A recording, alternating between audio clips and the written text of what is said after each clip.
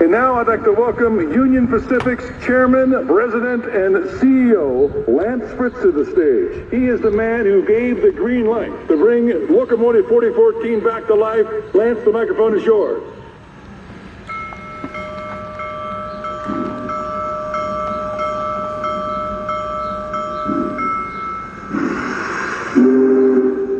On my left, Union Pacific number 844, brought to Union Pacific in 1944, topping out at a speed 110 miles an hour.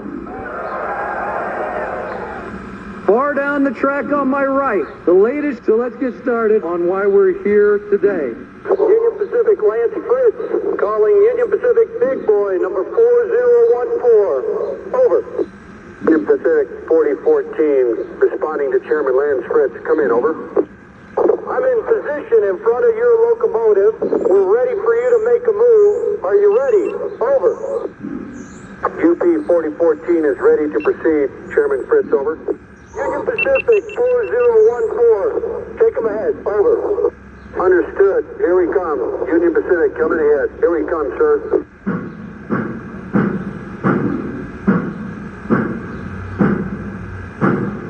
The wedding of the railroads happened just 40 miles northwest of here on May 10, 1869, and it changed America forever. Travel that took 6 months to go from New York to San Francisco, at the risk of your life, literally turned into a 10-day excursion in relative comfort. And while that connection was finally complete, the journey really was only beginning. The creator of the famous golden spike knew that better than all, as he inscribed on that famous spike a prayer.